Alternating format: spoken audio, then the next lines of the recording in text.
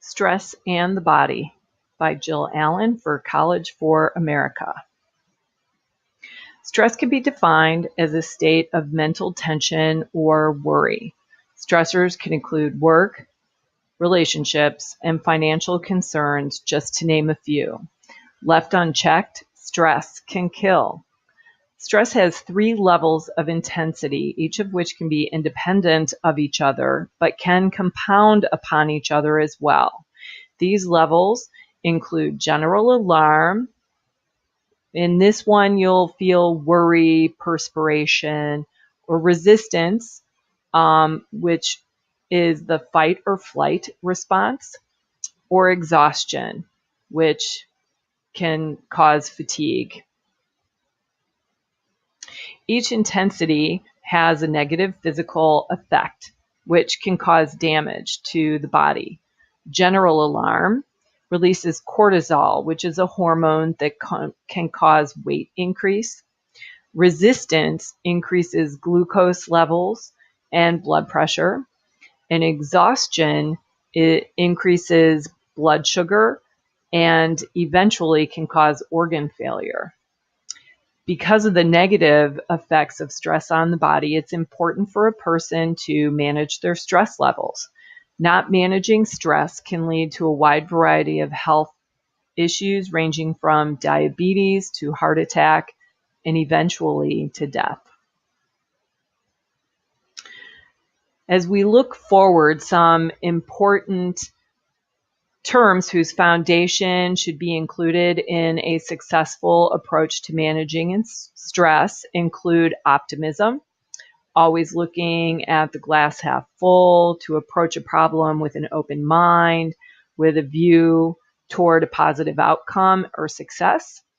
Self-efficacy, looking forward to positive outcomes and how you can influence those outcomes. And hardiness, or your strength.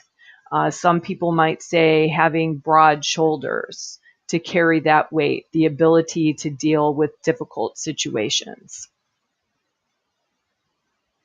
As an operations manager with responsibilities for change delivery and project management, myself and my team are consistently in a position where we have to deal with our own stress, as well as help manage the stress of those teams where we are implementing that change. A recent example of this would be a large technology migration my team implemented to move over 1,000 people from one online platform to a brand new one. The stresses of the planning, the training, the documentation, and finally the physical migration and the post-migration support have not gone without their consequences. Team members are physically and mentally exhausted. They're cranky. They're making mistakes on things that are simple, that they've done many times before. As a leader, it's my responsibility to help my team deal with the things that I can control, which cause my team members stress, and where I can't control them, to help support my team members' management of that stress on each individual. A few of the ways that I approach this are to allow associates to vent, call me, I'll listen. And I empathize with them, and we constantly are looking for the positive, optimistic outlooks. We work together and think creatively of ways in which we can improve or reduce the causes of the stress. And we understand that stepping away from stressors can help. I've offered time off, and in some cases have required associates to take time off to ensure that they're taking care of themselves and getting the rest that they need. Personally, some of my, a successful response to stress. When I was in high school, I had terrible stress related to my schoolwork. I had terrible stomach pain to the point where I couldn't breathe. My mother took me to the doctor, and it was determined that the primary cause of my stress was a math class. My parents talked to the school. We moved me to a different class. They got me a tutor, and through the help of those things, I was able to get a B in the class and reduce my stress level.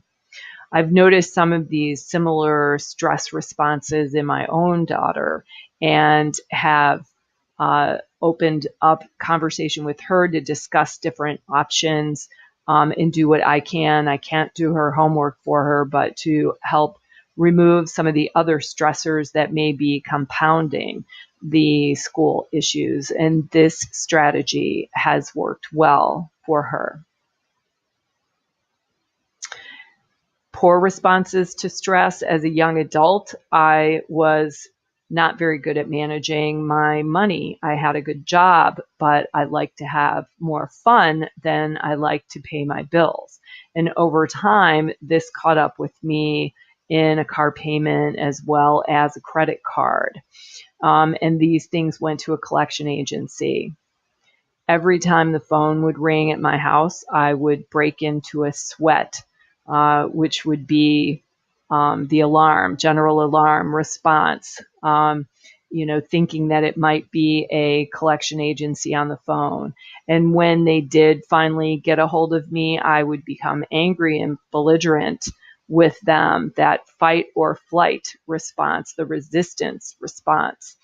Even though the caller had nothing to do with it, they're just doing their job.